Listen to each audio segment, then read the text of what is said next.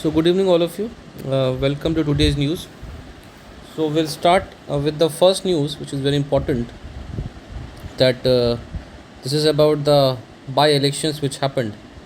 BJP's chief Patna Besan falls, PK storms into house. So, our purpose here is not to read the political news that which party won and which party got defeated. Our purpose here is to read about by-elections. So when does by-election happen? See, in India, there are two kinds of election. One is called general election, which happens every 5 years. Maximum 5 years. It can happen before also, but generally it happens every 5 years. And second is your by-elections. By-elections. Now, by-elections happen whenever a vacancy arises. Whenever a vacancy arises in the seat of parliament or state legislative assembly.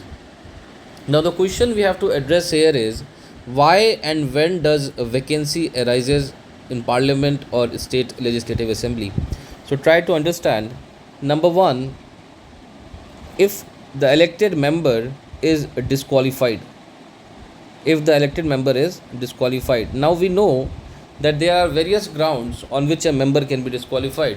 For example, Constitution mentions a member can be disqualified if the member is holding an office of profit, or if the member has been declared an undischarged insolvent, that is, the member has gone bankrupt, or if the member has become now of unsound mind.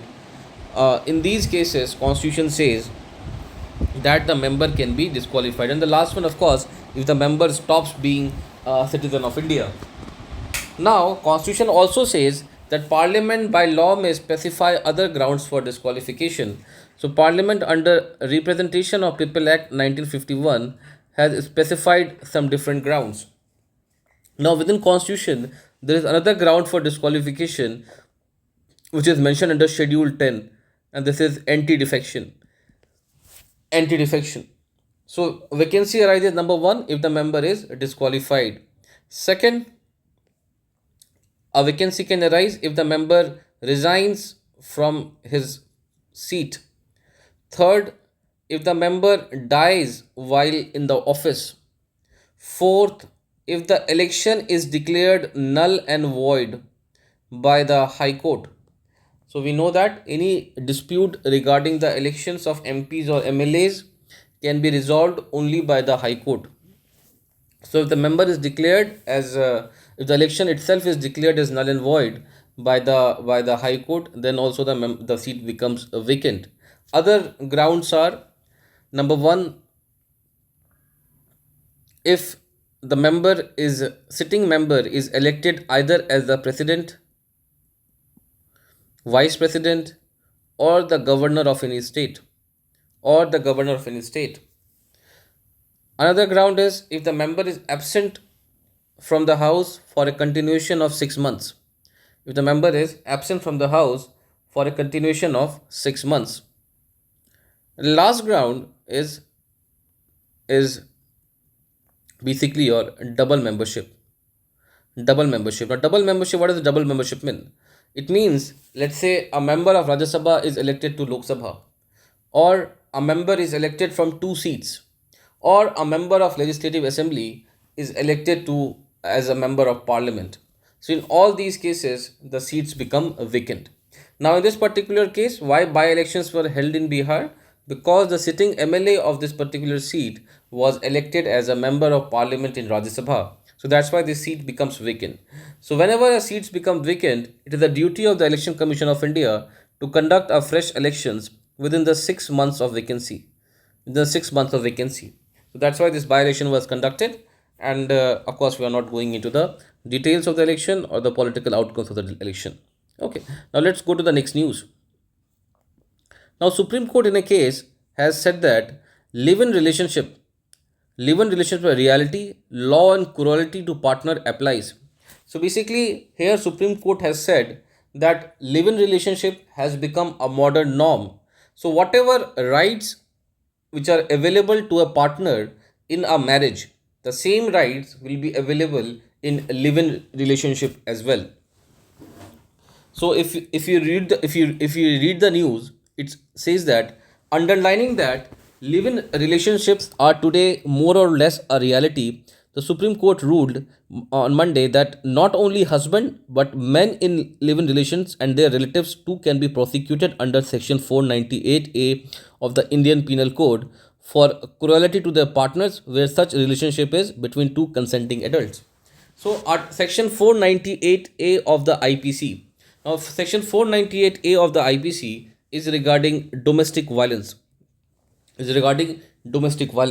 So, under this Domestic Violence Act, if a woman faces violence, if earlier it was for married women, so if a married woman faces violence in her husband's home, then the husband can be prosecuted, and not just the husband's family can also be prosecuted under the Domestic Violence Act. Now, the Supreme Court in this judgment has said that even when a woman is living in a relationship, live-in relationship, in that case also the Domestic Violence Act under Section 498 capital A will be applicable.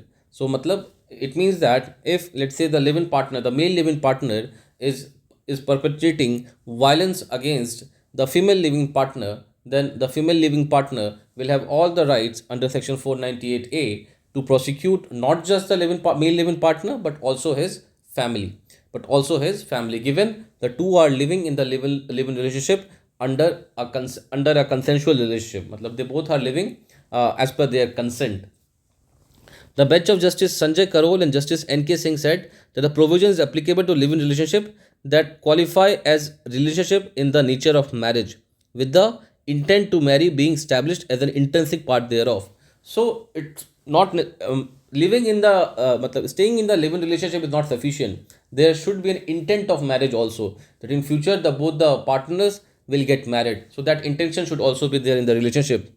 The bench said that a woman in the relationship in the nature of marriage shall be protected under Section 498A. We have already discussed what 498 capital A is, giving the word husband a purposive interpretation, keeping in view the reformative, corrective, and socially beneficial intent of the section. So, under Section 498 capital A, so the word husband is used. So, even though in a live-in relationship, the male live-in partner is not officially a husband, but the Supreme Court said that it can be understood, it can be interpreted as a husband only if two people are living in a live-in relationship, they both are adult, and both consent is there. Cruelty any which way does not check at the door whether the house it enters is that of a married woman or not. Once it enters, its propensity to destroy is aggravated. It's a very good line. You can use this line in your essays or in your answer writing, where Supreme Court, such a beautiful line, that cruelty any which way does not check at the door whether the house it enters is that of a married woman or not. So cruelty can be perpetrated against anyone, whether wife or live-in partner, does not matter. So that's what Supreme Court has said by basically classifying that women living in a relationship also will have the rights under Section 498 capital A. Now the next news is that a new real time portal for organ transplant, national waitlist, Aadhaar linked pledges. So what is this? Let's see. So the national regulator overseeing organ transplantation has launched a dynamic real-time portal and a mobile application that will generate a countrywide waiting list and update the status of recipient waiting for organs. So basically, a portal has been launched. So we know that organ transplantation has become very common these days, whereby people they transplant some certain organ of their body. Okay, so whenever someone needs to transplant, so a donor is required. Whenever someone will donate, only then the organ can be transplanted. But because of shortage of donors, there is a huge wait list, and day after day the demand for transplantation is going higher, but the donors are still limited in number. So seeing that, the regulator which oversees organ transplantation, which is basically your National Organ and Tissue Transplant Organization, NOTO, National Organ and Tissue Transplant Organization. Now what they have done, basically they are the national regulator who oversee organ transplantation. Now they have launched a portal and an app whereby those people who are waiting for transplantation, they will be able to see a country-wide waiting list. So basically, what is the waiting list? For example, if let's say if you look at this here, so this is basically your statistics about how much transplantation took place. So in the year 2025, there were 14,000 kidney transplantation, 5,000 liver transplantation, 239 heart transplantation, and 210 lung transplantation, and 35 pancreas transplantation. So basically, out of all, if you add all these things, the number comes around 20,138. So out of 20,138, there were 16,000 living donor transplantation. Means people who were donating their organ, they were still living, and mostly it is in case of kidney. So we know that a person can survive on one kidney also. So generally, donating one kidney does not cause risk to the donor. But in case of like liver and heart and lung, it cannot be done, because see, a person cannot live without liver or a or a heart. Okay, so that's why a kidney transplantation is the most common transplantation which we see, and 3,526 donors were deceased. Okay, now, this portal will also allow hospitals, states, and regional bodies to raise super urgent requests based on the condition of patient. So, the basically your hospitals and your other organization, if a person is very critical and they require an urgent organ without which they might not survive, in that case, the hospital may raise a super urgent request, so that the portal can basically prioritize those who are in urgent need. So, officials said the portals launched by the NTTO marks a major step towards making the organ transplantation system more transparent, efficient, and equitable. So now it will become more transparent. So now the patients can see on a live scale that what is their waiting list, at what number are they waiting. These things can be gauged at a live basis, so that more transparency comes. Okay, again, so this is another very important news. According to the officials, the creation of a unified wait list, real time tracking of organ location, nationwide matching of swap donors, and recording of transplant outcomes are aimed at reducing delays, improving accountability, and maximizing the utilization of donated organ. So basically, what all can a patient see in this portal? They can see a unified waiting list. The waiting list of the entire country will be combined, and that the person can track a real time tracking of organ allocation. So if the organ is allocated, they will be able to track it at a real time. They will be able to track it at a real time, and nationwide matching of swap donors. Okay, so if a donor is available, so if a match, see, you need to match your organs. You just can't basically fix the organ of a random person into random person's body. The organ needs to match with the body's body, like whatever the biology of the body is. So that matching can also be tracked at a nationwide scale. And recording of transplant outcomes. So what is the outcome of the transplant? Has the patient survived or not? Is the condition of the patient improving or not? These things can be tracked on these portal. So it's a very good step by NOTTO. Okay, so let's move to the next news. Now, another very important news is that Vikram Sarabhai Medal for Annapurni Subramaniam. So it says that astrophysicist astrophysicist Annapurni Subramaniam, who is the director of Indian Institute of Astrophysics (IIA) Bengaluru, became the first Indian woman scientist to receive the COSPAR Vikram Sarabhai Medal 2026 on Monday, on the ongoing 46th COSPAR Scientific Assembly in Florence, Italy. So, what is COSPAR? Basically, COSPAR is Committee on Space Research. So, this Committee on Space Research, it gives a Vikram Sarabhai Medal, and Madam Annapurni Subramaniam, she became the first Indian woman to basically win this award. Subramaniam, who specialized in stellar physics, studies star clusters and nearby galaxies. So this is her field of study, basically stellar physics, whereby she studies what? Star clusters and nearby galaxies. Also holds the additional charge as director of the Center for Nano and Soft Matter Sciences. So there is a she also holds the additional charge of Center for Nano and Soft Matter Sciences. In 2024, she was bestowed with Rashtriya Vigyan Puraskar Vigyan Shri in the Space Science Technology category. So last year in 2024, she was also given Rashtriya Vigyan Puraskar, that is Vigyan Shri, in the space science and technology category. So this medal, this Vikram Sarabhai medal, it is awarded jointly by COSPAR, which is Committee on Space Research on international body affiliated to the International Science Council and United Nations Corpus and the ISRO. So basically, this medal is awarded jointly by COSPAR, COSPAR and ISRO. COSPAR and ISRO, they jointly award this Vikram Sarabhai medal. Now talking about COSPAR, now COSPAR is an international body affiliated to International Science Council and United Nations.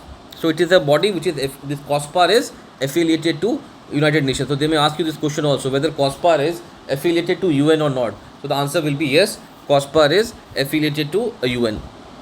Now, Subramaniam is only the fourth Indian to receive the medal and the third woman to be conferred this award. Okay, so till now only four Indians have been given this Vikram Sarabhai medal, and till date only three women have been given. She is the first Indian woman, but overall only three women have been given this award. Now, ISRO scientist and director of ISRO's PRL, which is your Physical Research Laboratory, Anil Bhardwaj, physicist Gurbakh Singh Lakhina, an eminent space scientist and former ISRO chairman UR Rao were the previous recipient of this award. Okay. Now Subramaniam also works extensively on space and ground-based instrument used in astronomy. So she is working on these things also. She made significant contribution and served as the calibration scientist for ultraviolet imaging telescope onboard Astrosat. Now Astrosat is a satellite. It's basically a low Earth orbit satellite. So there, whatever instruments are there, so she worked for the calibration of those instruments. Now she is also involved in the 30-meter telescope, in which India is one of the participating member countries in the international consortium. She is a fellow of the Indian Academy of Sciences and a member of the International Astronomical Union. So she's a very distinguished astrophysicist, and that's why she became the first Indian to be awarded the Vikram Sarabhai medal. What is the name of medal? Her name is Annapurni Subramaniam. Annapurni Subramaniam. Okay, let's go to the next news now. Now we will move towards the next news. It says US Japan action. US Japan action, how a stronger yen affects Indian market. So basically first try to understand what has happened, why the yen is becoming stronger. So basically, just a second.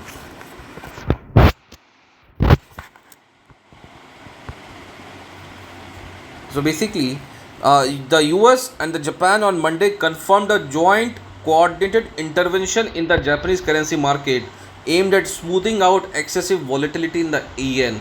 So there is a joint now commission between US and Japan, where both the countries will work towards basically stabilizing yen. More dollar will be injected in the Japanese market, so that the supply of dollar increases and yen becomes stronger against dollar. So see, how does the currency become stronger? So basically, exchange rate is nothing but supply and demand. Okay. So let's say supply is that of dollar. So more demand of dollar, the price of dollar will get higher, and less demand of dollar, the price will get lower. Similarly, more supply of dollar, the price will go lower, and less supply of dollar, the price will go higher. So in this case, more dollar will be injected into the Japanese market, basically depreciating the price of dollar vis-a-vis yen. So yen will become stronger. Now it says that this yen becoming strong against US dollar has a ringing potential alarm bells for Indian market. It is saying that it is not a good news for Indian market. Now why it is not a good news? Let's try to understand. Now earlier this joint action between US and Japan to make yen stronger against dollar was taken in first in June in basically in 2011. Now, this time was under the US Japan Finance Minister's joint statement issued in September 2025, with both countries keeping the door open for further joint intervention efforts. Now, this comes against a backdrop of the Japanese currency falling to a 40-year low in July. So, what happened? So, first time such action was taken jointly between US and Japan to basically make yen stronger was in the year 2011. Now, again, such joint action has been taken last year in September 2025 after the dollar currency yen of Japan it fell to 40 years low against vis-a-vis dollar.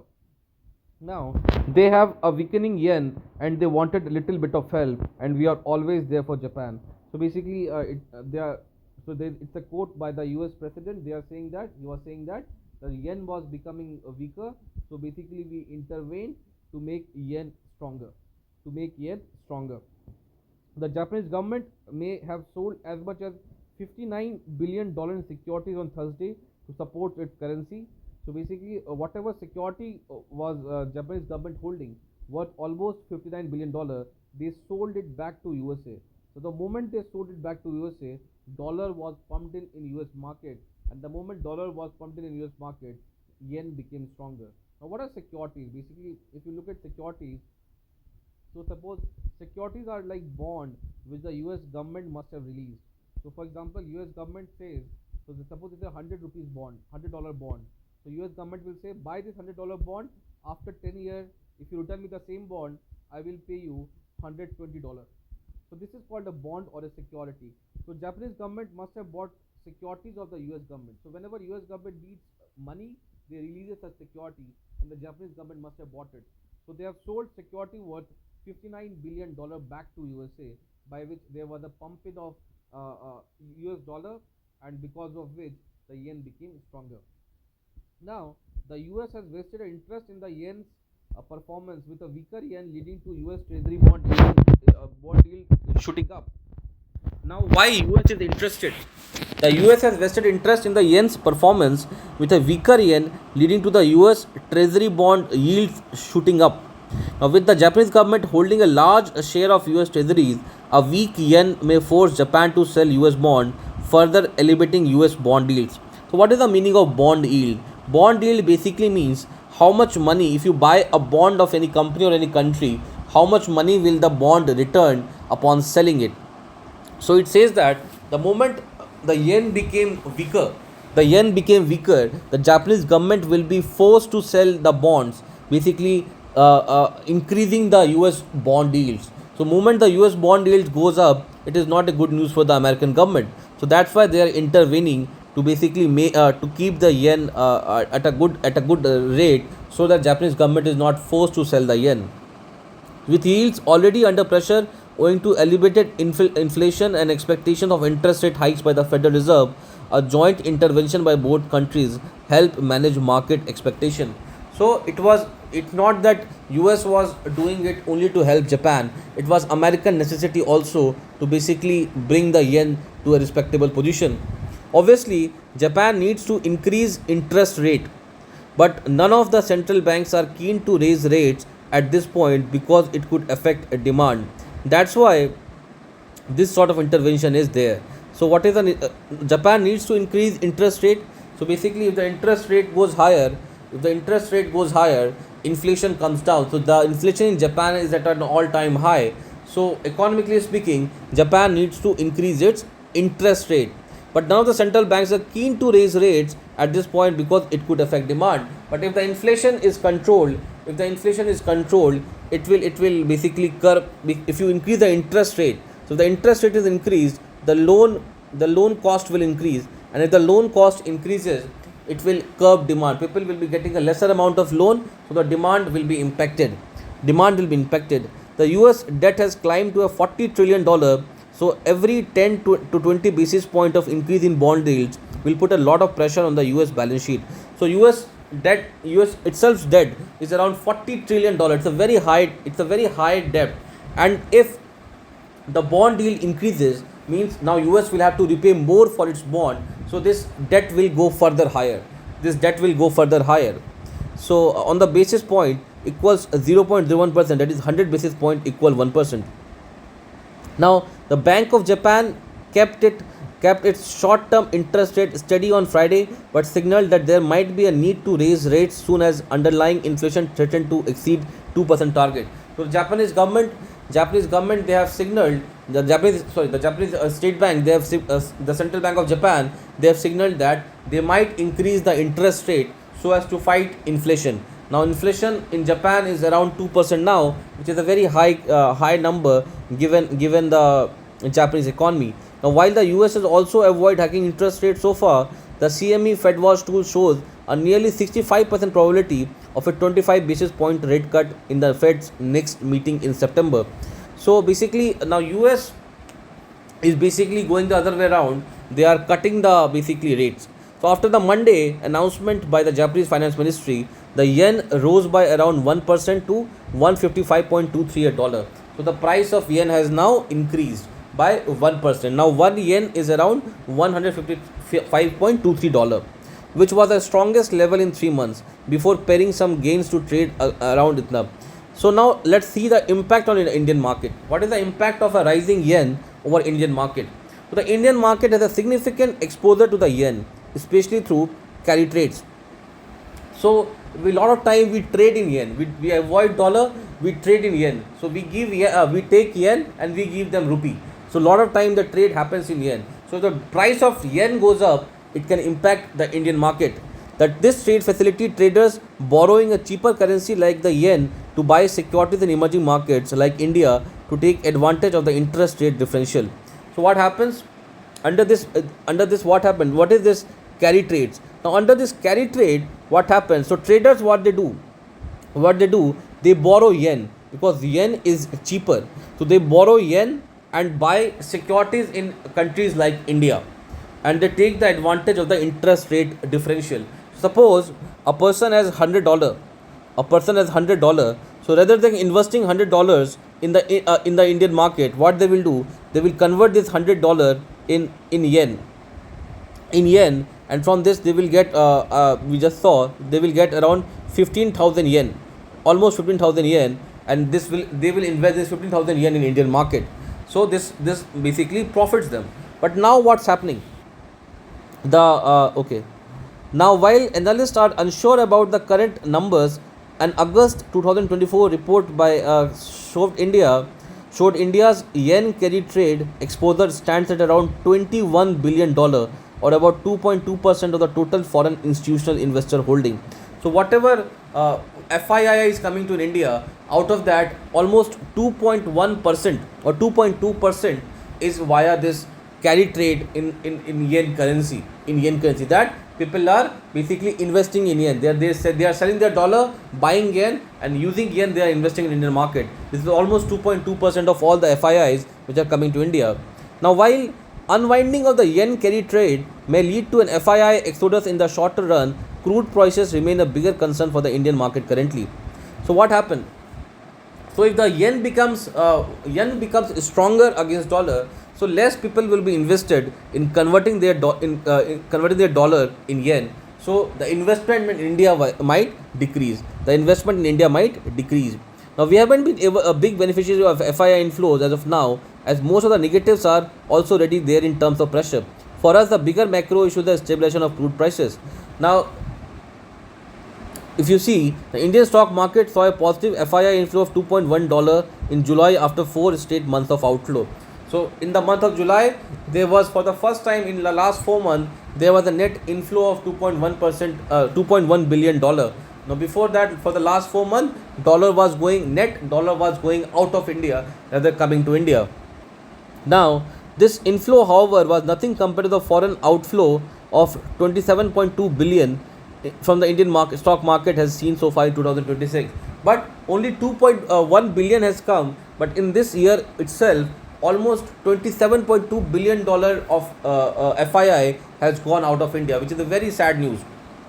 The impact of the Indian market from the yen's trajectory would depend both on the current levels of exposure and the quantum of joint US Japan intervention. So what will be the impact of basically yen becoming stronger? So it depends how much our market is exposed to the carry trade, which I just explained you, and also how much is the US intervention in basically making the Japanese currency more strong. So that's all for today's news. We'll meet tomorrow again. Thank you.